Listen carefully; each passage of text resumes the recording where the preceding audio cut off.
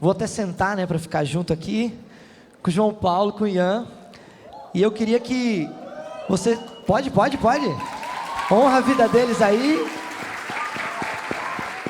Mas eu queria que vocês dessem um oi, se apresentassem. Cara, e rapidamente fala aí, né? Acho que se apresenta mesmo para a galera poder saber. O Ian também, né? A galera poder conhecer. Então, fica à vontade aí. Pode se apresentar. E aí, gente, boa noite. Como é que vocês estão? Vocês estão bem? Bom, o meu nome é Ian, eu tenho 25 anos, eu faço parte do Céu na Terra também desde o começo. Quando eu cheguei no Céu na Terra, ele tinha 4 meses de existência, então eu estou desde o começo. Hoje eu lidero o CNT nas Ruas, que é o braço evangelístico do Céu na Terra. Eu lidero junto com um amigo meu, o Cássio. Então, tudo que toca evangelismo dentro do Céu na Terra, eu estou à frente aí, graças a Deus. Eu também sou tutor na nossa escola de evangelismo, a gente tem uma escola, não sei se você sabe. Eu lidero lá equipes, então a gente vai ter a nossa escola agora em janeiro. Eu vou liderar uma equipe para a Argentina e eu me formei agora no meio do ano. Eu sou fisioterapeuta e é isso.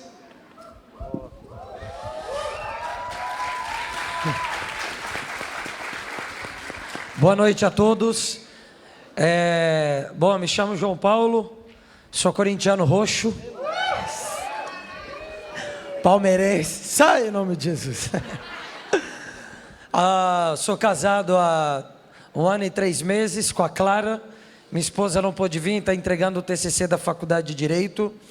Eu trabalho no instituto chamado IECAP como professor de comunicação social.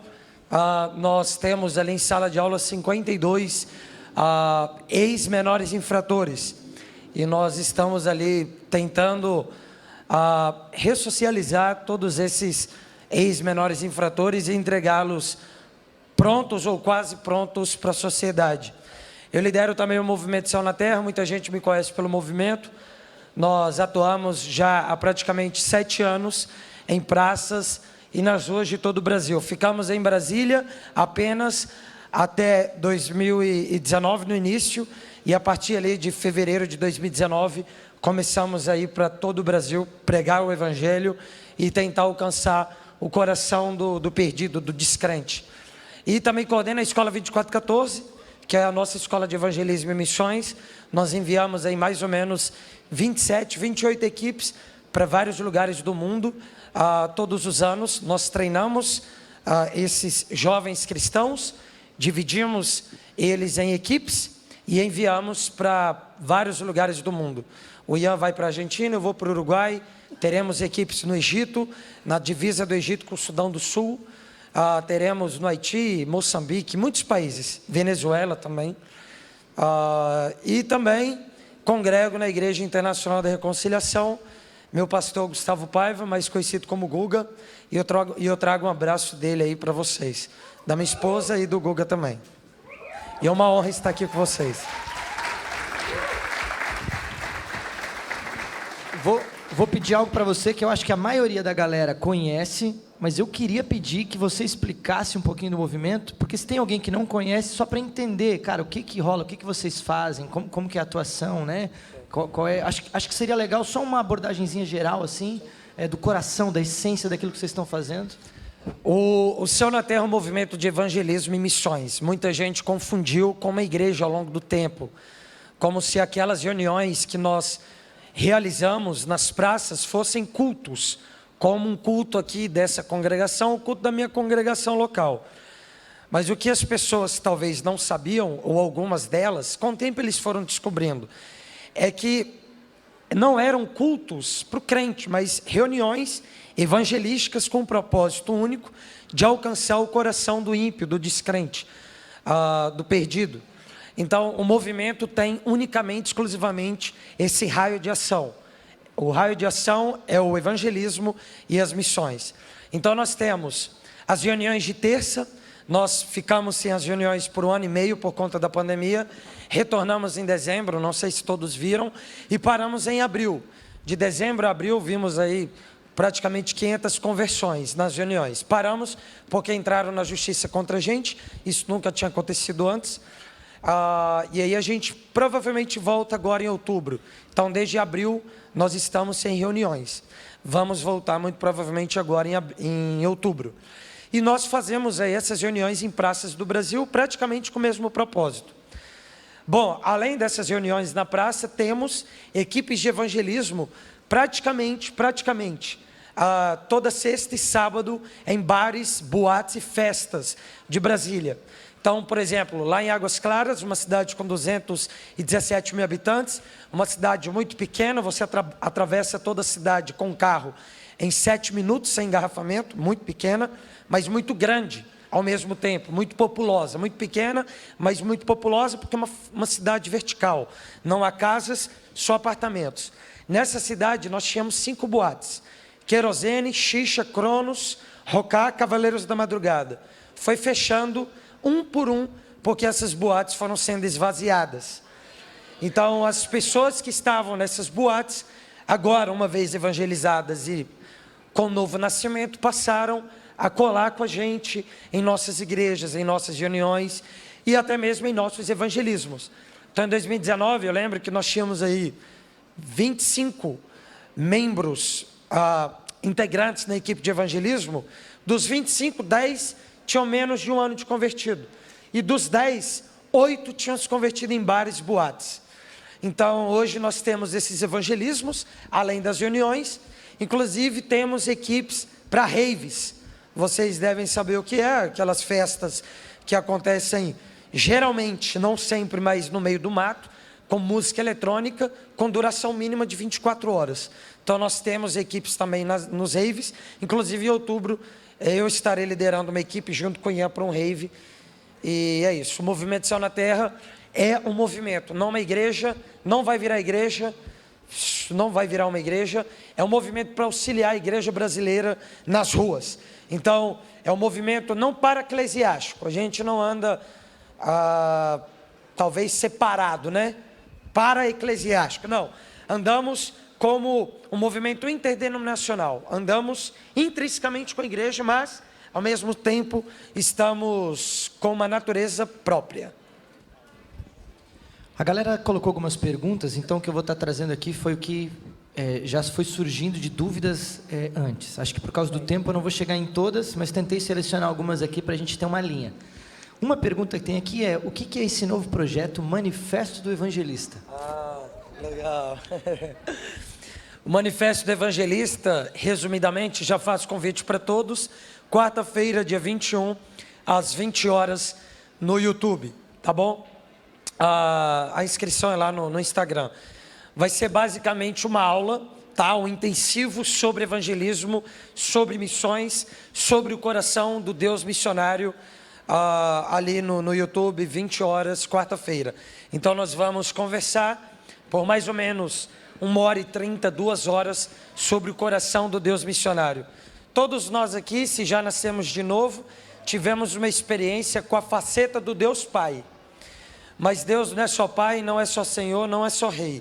Deus é missionário, Deus é evangelista. Então eu percebi que ao longo desses últimos anos, a igreja se relacionou muito com o coração do Deus pastoral, o Deus que cuida. Mas o Deus que cuida é o Deus que, se tiver uma ovelha perdida lá fora, Ele interrompe tudo, Ele vai atrás. Porque Ele ama a ovelha perdida. Ele ama as 99, mas Ele ama também a ovelha perdida. E nós vamos dialogar sobre isso no Manifesto do Evangelista. O manifesto veio, a ideia do nome, só para terminar, veio como uma ideia de criar um manifesto para a igreja, não contra, para. Então, uma conversa para a igreja sobre o coração do Deus missionário. Ian, nesse tempo de sexta-feira também, que tem essa abordagem aí, pelo que eu entendi, nos fins de semana, né? Nas baladas, essa é a frente que você lidera também? Essa parte?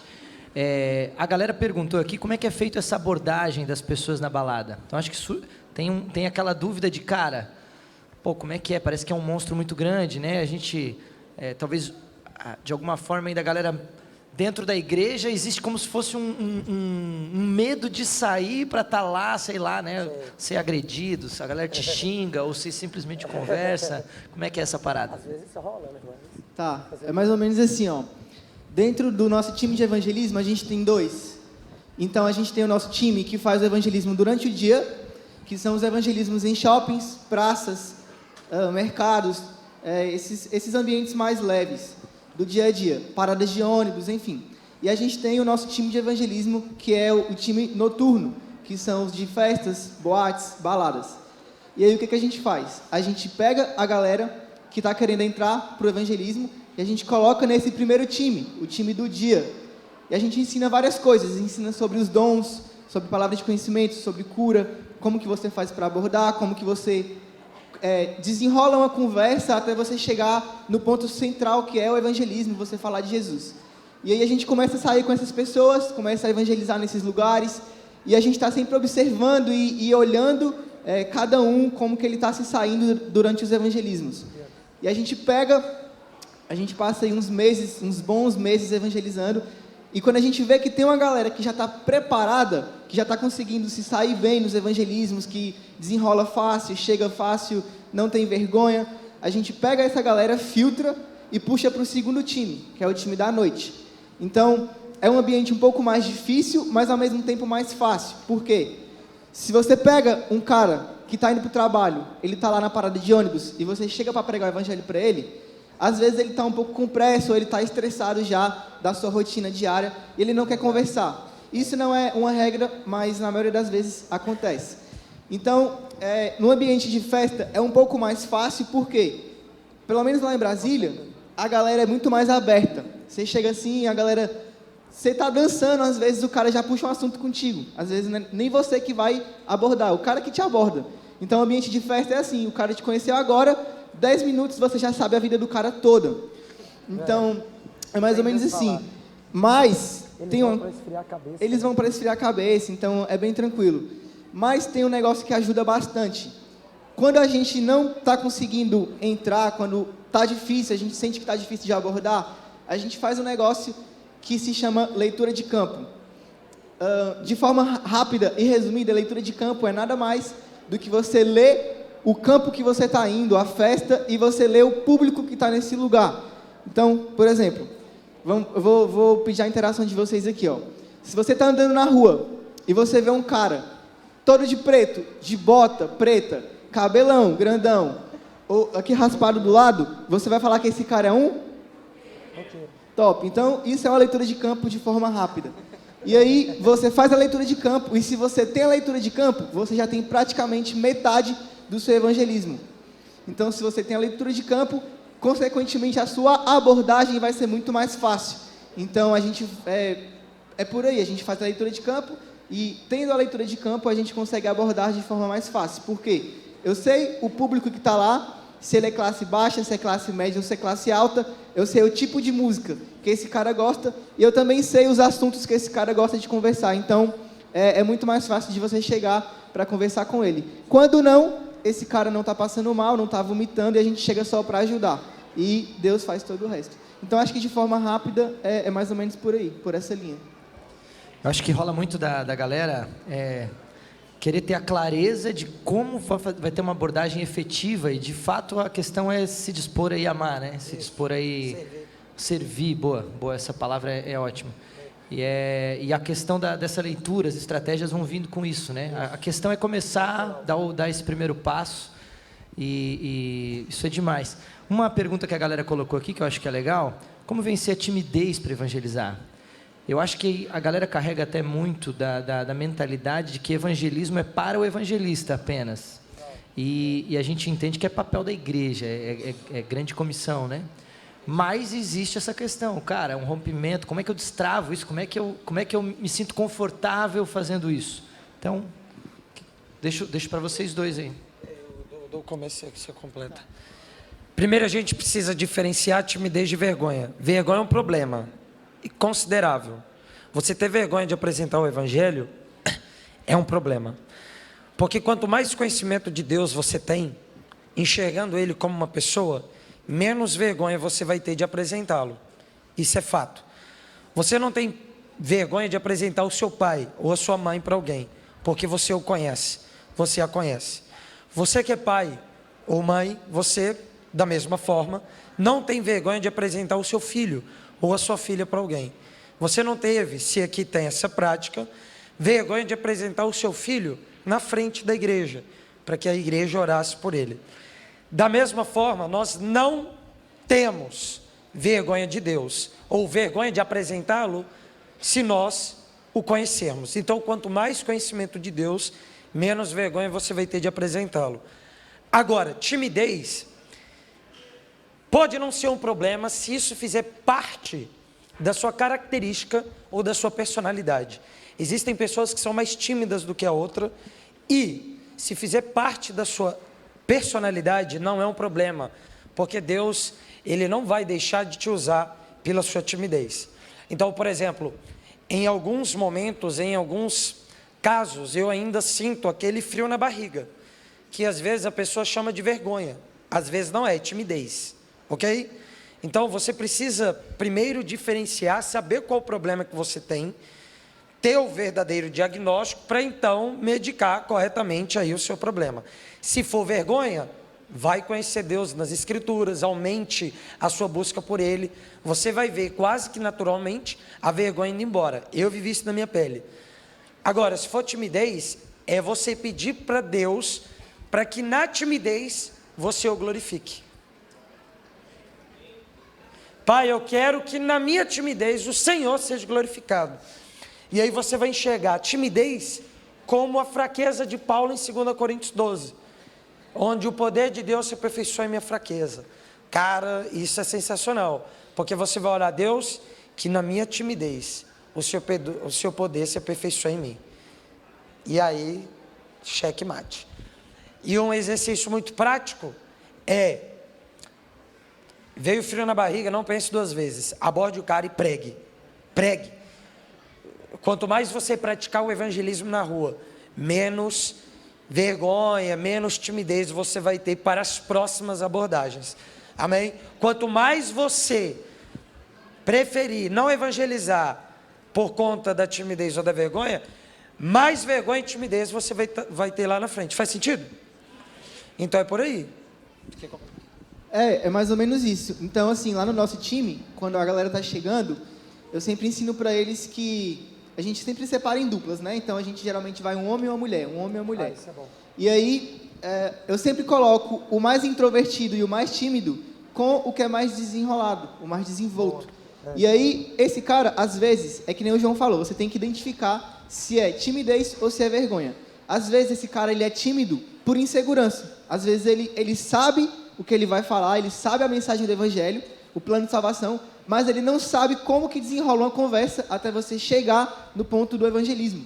Então, eu falo assim, então você que é mais tímido, você vai com esse. E aí, esse cara aqui, que já é desenrolado, ele vai abordar a pessoa e esse cara vai ficar olhando como que você conversa até chegar nesse ponto. E aí, ele faz isso umas 2, 3, 4 vezes e esse cara vai aprendendo. E no segundo caso, é isso que o João falou. Se você viu uma pessoa que você quer pregar e você sentiu esse frio na barriga, teu coração acelerou e tua boca secou, você tem aí uma média de 5 segundos até essa adrenalina passar. Então eu sempre ensino para eles, cara, se você viu a pessoa, teu coração acelerou, vai logo, porque se você pensar muito, você não vai, e você pode perder essa pessoa. Então, acelerou o coração, o frio na barriga veio, já vai logo. Se você pensar, você não vai. Teve um cara na Espanha, eu vou contar ao longo da pregação, mas o resumo é, eu olhei para um pescador, veio frio na barriga, veio a timidez. Eu pensei, cara, se eu começar do jeito que eu começo o evangelismo, geralmente, eu vou me enrolar. Aí olhei para ele, ele olhou para mim, um marroquino, eu falei, tu é pescador também? E eu dei um sorrisão para ele. Tu é pescador também? Ele estava guardando os utensílios de pesca no carro. Então ele, de fato, era um pescador. Eu olhei para ele, eu perguntei, você é um pescador também? Ele olhou para mim, aí ele, sim, eu sou. Por quê? Você é também? Falei, sim, sou pescador, pesco lá no Brasil tem 7 anos. Tem 7 anos que eu evangelizo. Os entendedores entenderão. Vou aproveitar esse gancho, porque eu acho que isso daqui é bem legal a gente falar aqui, né? A respeito de falar, beleza, evangelizar. E eu acho que isso na cabeça da galera dá um boom. Caramba, o que é evangelizar, mano? E você tocou numa palavra legal, a respeito do plano da salvação. Queria entrar um pouquinho mais nisso, a gente tem bastante adolescente, tem bastante, até galera que às vezes está numa caminhada mais recente do evangelho, e evangelizar é muito amplo. Então, cara, vou ter que falar de Gênesis, Apocalipse. O que é a mensagem do Evangelho? Deixa esse toque aqui, até um pouco da abordagem de vocês, de como vocês usam, para entender, cara, qual é a essência, então, do que eu prego. O que eu levo nessa hora, o que eu devo apresentar. Gasto tempo discutindo. Acho que vale a pena a gente entrar nisso daqui. A mensagem central do Evangelho, ou plano de salvação, a mensagem central de um evangelismo é o homem pecador, o homem mau, o homem depravado, numa linguagem mais tradicional e antiga. O homem é mau e, portanto, ele precisa de salvação. Deus olhou para o homem em sua depravação ou em sua natureza pecaminosa e, o amando, proveu para si e para a humanidade o Salvador, entregando Jesus para morrer na cruz em nosso lugar e com a sua morte e ressurreição, principalmente ressurreição, possibilitando aí um caminho de novo nascimento, ou de caminho melhor de conexão com Ele novamente. Então o homem cai, pede conexão com Deus, e Deus resolve isso, enviando Jesus a esse mundo para morrer na cruz em nosso lugar, para restabelecer essa conexão com a gente. E aí, mano, por exemplo, você pode pregar o Evangelho. Se um amigo, uma amiga, alguém que você conhece, chegar em você dizendo, cara, eu sou muito mal, e ele dizer isso porque ele cometeu alguma infração, porque ele vacilou, você pode usar essa afirmação dele como um gancho para você enfiar ou compartilhar com ele a mensagem do Evangelho. Porque a afirmação dele já contém o início do plano de salvação. Ele já disse para você, sem ter sido evangelizado, que ele se sente mal ou que ele se sente um cara depravado porque ele fez tal coisa. Você aproveita essa afirmação dele e insere a mensagem do Evangelho. E, enfim, então o resumo do plano de salvação é isso. Então você não precisa pregar nada além disso no evangelismo. Evangelismo não é somente Jesus te ama. Eu estava inclusive escrevendo sobre isso agora, eu amo escrever. Evangelismo não é somente isso. O ouvinte precisa entender que ele é mau, ele precisa entender que ele é pecador. Porque se ele não entender isso, não faz sentido você apresentar um Salvador. Porque ele vai pensar, me salvar do quê? Eu não preciso de salvação. Eu não preciso de salvação. E aí ele vai ouvir a mensagem do Evangelho não como deve ser escutada, como uma maravilhosa notícia. Ele vai ouvir o Evangelho como qualquer notícia. Faz sentido? Agora, quanto mais ele entender que ele é mau em sua própria natureza e mais entender que ao mesmo tempo ele é amado em Deus, mais vai soar para ele o Evangelho uma maravilhosa notícia. Você falou que tem muito adolescente aqui, né? Eu não estou conseguindo ver direito por causa da luz, mas dá para ver. Consegue acende não, aí, não, tá de boa, tá de boa. Aí, Ai, agora viu todo mundo. só para você dar um bisu aí. Tá, isso, completando o que o João falou. Quando eu era mais novo, eu era assim, adolescente, eu tinha muita dificuldade de ler a Bíblia e entender alguns assuntos. Por exemplo, o Antigo Testamento. Eu não gostava de ler o Antigo Testamento, velho. Porque os caras falavam umas paradas que eu não entendia nada. Então, tipo assim, Números e Levítico, eu pulava. Eu não queria ler, não. Falei, que eu não tô entendendo nada. Genealogia, pô. Esse eu pulo até hoje. E uma dica que me ajudou muito, eu aprendi isso com Todd White. Eu não sei se vocês conhecem Todd White, mas eu vi ele falando uma vez que ele, nas atividades diárias, nas coisas simples, na sua liturgia diária, ele ouvia a Bíblia. Quando ele não tinha muito tempo para ler, ele ouvia em áudio. Então, se você está aqui, você é adolescente, e você tem dificuldade de entender, você só vai aprender o plano de salvação completo, assim, completo, você lendo a Bíblia. Então, se você não consegue ler e entender 100%, você pode fazer isso, cara. Baixa o aplicativo da Bíblia, coloca uma versão mais simples e ouve, que isso pode te ajudar bastante. E aí você vai ouvindo, até que isso vai ficar aqui dentro de você e você vai aprender. Então, acho que... E para completar, cara, nós precisamos valorizar mais a mensagem do Evangelho. Porque, por exemplo, eu no início, eu buscava muito mais o poder de Deus em mim, a fim de ganhar alguém para Jesus, do que buscar o poder de Deus da mensagem do Evangelho, a fim de ganhar alguém para o Senhor. Em Romanos capítulo 1 diz que o Evangelho é o poder de Deus para a salvação de todo aquele que crê. Então nós não carregamos poder algum se não carregarmos dentro de nós a mensagem do Evangelho.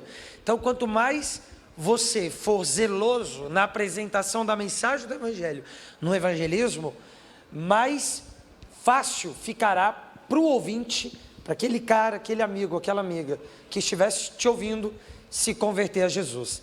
E preste atenção nisso. Foi a mensagem do Evangelho que fez mais ou menos 1000 pessoas entregarem suas vidas para Jesus em bares, boates e raves em Brasília desde 2017. Então, assim, às vezes a gente pensa, cara, mas é muito improvável, não faz muito sentido. Faz. O Evangelho é poderoso para salvar qualquer um. Eu vi agora lá na Espanha um marroquino, sem ser esse pescador, porque eu não consegui desenrolar a pregação para ele, porque ele foi embora muito rápido, mas eu vi um marroquino entregar a vida dele para Jesus numa praça, ouvindo o Evangelho. Então, o Evangelho é poderoso. Se o Evangelho te salvou, salva qualquer um. Vou repetir, se o Evangelho te salvou, não estou falando do estuprador, do homicida, se te salvou, se me salvou, se eu olho para o Evangelho e eu vejo que o Evangelho me salvou, eu prego para qualquer um, porque eu sou o pior homem que eu conheci. E da mesma forma você, se te salvou, pode salvar qualquer um. Só para completar rapidão, às vezes você está ouvindo aqui e você está pensando assim, mas isso é para os caras do Céu na Terra, é o João, pô, é os caras do Céu na Terra. E você está pensando que isso é algo específico para um tipo específico de pessoas. Isso é uma mentira. Porque o mesmo Espírito que está dentro do João, que está dentro de mim, que está dentro do Tiago, é o mesmo que está dentro de vocês. O poder não está no mensageiro, está na mensagem que você carrega. Amém. Muito bom. Cara, tô dando uma olhada no nosso tempo ali, passa muito rápido, velho. Mas eu acho que uma questão legal que acho que a gente poderia abordar aqui um pouquinho, essa questão que você falou, orar, né, pela pessoa, acontecer, a mensagem é poderosa. Eu acho que algumas das coisas que biblicamente eu creio e a gente vê acontecer, é os sinais acompanhando. E acho que a galera fica um pouco com medo disso, cara. Poxa, mas é só pregar, eu posso orar pelas pessoas, a gente vai ver cura, libertação, como é que rola. E a outra, eu já vou linkar junto a respeito disso, se eu oro e a pessoa não é curada, cara, o que eu faço com isso? Acho que isso é mais fácil, né? Quando isso acontece, lá na rua é mais difícil. Eu falei para ele, não sei se todos ouviram, mas é mais fácil a gente orar por um irmão, um cara da igreja, e ele não ser curado, do que lá fora, né?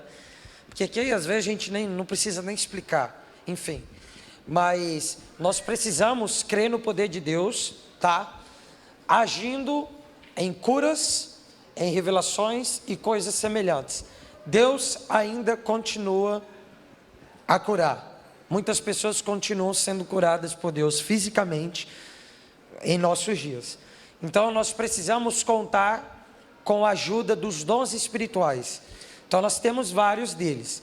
E Paulo diz para buscarmos com zelo e com intensidade todos os dons. A gente se acostumou muito com um dom, o dom de línguas estranhas, mas é o menor de todos. É o ralé, é o menor de todos. O dom de línguas estranhas é tão menor de todos, que é o único dom que Deus pode te dar e ter utilidade, mesmo se você morar numa ilha sozinho, isolado aí no mundo. Porque é um dom para edificação pessoal. Então, eu não sou abençoado se você falar em línguas, ok? E você não é abençoado se você falar em línguas estranhas. Agora, nós temos o dom, por exemplo, eu busco esse. Dom de línguas distintas terrenas, Atos 2. Mas esse é um dom mais missionário, para o cara que é missionário transcultural. Nós temos um que é muito bom de ser usado nas ruas, o dom de palavra de conhecimento, palavra de ciência, que é mais conhecido, popularmente conhecido aqui no Brasil, como dom de revelação. Eu particularmente uso muito esse dom, eu busco muito esse dom, que é basicamente você sair na rua e perguntar para Deus características, ou até mesmo o nome, por que não? Vai depender da sua fé, características ou o nome da pessoa que Deus deseja encontrar. Então, por exemplo, eu já vi com os meus olhos, eu não fui o homem que Deus usou para isso, eu não acreditava nisso, tá? Eu vi lá em Campos dos Goitacazes um pastor de Naviraí, ele é muito conhecido, chama Judá Bertelli, alguns aqui devem ter ouvido falar. Ele revelou o CPF do garçom que veio nos atender. Eu fiquei tão incrédulo que eu comecei a rir. Sabe quando você fica nervoso, você ri? Eu comecei a rir, eu falei, não é possível isso. E o garçom perguntou para ele, ouvindo o CPF dele mesmo. Hã? Aí o Judá respondeu, é o seu CPF. Aí o Judá repetiu, e ele falou, como é que você sabe? E ele respondeu, eu não sei, mas o meu melhor amigo sabe, ele tem saudade de você, o Espírito Santo. Então eu tive uma experiência numa balada, na primeira vez que eu fui, inclusive, no Rocá, que fechou. O dono se converteu, o Alexandre. E nós fomos lá, e tinha uma menina, eu nunca vi a menina, ela nunca me viu. E ela estava dançando funk. E Deus me disse, aquele funk do mais... Ninguém aqui deve... Não, obviamente que ninguém aqui gosta de funk, enfim. Mas era do pior funk, mano. Nossa! Mano, nem no mundão, quando eu andava desgarrado de Deus, eu gostava de funk. Enfim, era daquele mais sujo, mano. E ela descendo, mano, enfim, até o chão, aquele negócio todo. Eu olhei para ela e Deus me falou, ela é pura como uma flor no meu jardim. E ela precisa saber disso hoje. E Deus me disse isso com uma visão. Eu olhei para ela e eu vi uma placa do Outback, aquele restaurante, em cima dela. Em cima, igual, literalmente, igual aquele relógio ali com aquela letra vermelha fluorescente. Em cima dela estava escrito, pura. Se coloque no meu lugar, tá? Primeira vez na balada para pregar, eu olho para uma menina requebrando até o chão, sob uma música funk do mais, enfim, sujo, e aí Deus me disse, ela é pura como uma flor no meu jardim, e ela precisa saber disso hoje. A religião atacou dentro de mim, atacou, isso em 2018. Aí eu perguntei para Deus, pura? Deus falou, sim, ela é pura, porque eu não enxergo ela a partir do que ela faz. Eu enxergo ela a partir do que eu fiz por ela na cruz do Calvário. E você vai lá e você vai falar para ela. Eu vou resumir toda a história. Muita gente conhece essa história, eu contei muito, porque, mano, foi a primeira vez, eu nunca vou esquecer. Eu estou descendo com ela pelas escadas da balada, era, né, não tem mais, era uma balada e um rocá embaixo, um barzinho de narguilé. Aí eu estou descendo com ela e Deus me disse o nome dela. Eu abordei ela pedindo para conversar com ela lá embaixo, que eu tinha um negócio para falar para ela. Então nem me apresentei e perguntei o nome dela. Ela falou sim, ela achou muito estranho, ela achou que ia dar em cima dela. Estou descendo, e o Espírito Santo falou, o nome dela é Gabriele, e ela já conversou muito comigo, ela era da igreja. E quando eu conversava com ela, eu a chamava de Gabi. E então quando você abordar ela, você já vai falar o nome que eu a chamava, Gabi. Desci, estou de frente para ela está olhando para mim. Eu falei, Gabi? Aí ela, como é que você sabe o meu nome? E ela é baixinha, né? Bem baixinha, da minha idade, mas bem pequenininha. Eu agachei assim, peguei minhas mãos. Mano, nunca faça isso no evangelismo com uma pessoa pequena. Coloquei minhas duas mãos no joelho e agachei, mano. Quando eu agachei, ela fez assim, ó. Tipo, pensando, né? Por que você agachou? Enfim. Eu tô olhando para ela, tá olhando para mim. E eu falei, Gabi, ela perguntou, como é que você sabe meu nome? E aí eu falei, meu melhor amigo te conhece, obviamente, meu melhor amigo, ele te conhece, e ele é o seu amigo também, e ele me trouxe aqui porque ele tem saudade de você. E ele queria que eu viesse aqui para te lembrar que ele ainda te ama. Ela perguntou qual o nome dele. Eu falei, Jesus Cristo. O resumo, né? Toda essa conversa durou uns 10 minutos. Falei, Jesus me trouxe aqui porque ele tem saudade de você. Ela colocou as duas mãos nos olhos e desabou. Ela começou a chorar, muita gente passando e vendo, né, toda aquela cena. Eu peguei minha mão, tirei as duas mãos dos olhos dela, peguei minha mão, coloquei assim no ombro dela, eu disse, Gabi, Jesus me trouxe aqui para te lembrar que você é pura como uma flor no jardim de Jesus, no jardim dele. Resumo da ópera, de toda a história. O sonho da Gabi era casar virgem, como o sonho de toda menina cristã que cresceu dentro da igreja. Ela tinha perdido a virgindade 3 dias antes por um cara que não era o namorado dela. Se coloque no lugar dela. O que ela estava sentindo? Eu sou suja, impura e usada. Eu fui usada só para me relacionar sexualmente. E ela foi para balada, isso foi no sábado. Ela foi para balada se sentindo suja, impura e usada. Deus me leva lá para falar que ela ainda é filha de Deus. E qual foi a palavra que Deus me deu? Você é pura. Então foi na contramão daquilo que ela estava sentindo. Deus me mandou dizer para uma menina se sentindo impura que ela era pura. A Gabi, ela viajou um ano depois para Buenos Aires. Ela foi fazer medicina na UBA, Universidade de Buenos Aires. Ela formou tem um ano. Ela formou agora. Na verdade, ela formou esse ano. O calendário lá é um pouco diferente. E ela está voltando para Brasília agora. E ela, lá na Argentina, congregou na Hillsong, na igreja do pastor Chris Mendes. E ela mandava os vídeos, sempre ela me agradece por aquilo que aconteceu na balada. Então, tem um dom de palavra de conhecimento, tem um dom de cura, você pode orar por alguém enfermo. Deus continua falando e Ele quer compartilhar com você segredos sobre algumas pessoas. Isso é uma boa arma para você abordar alguém e falar de Jesus para ela. Glória a Deus, o nosso tempo terminou.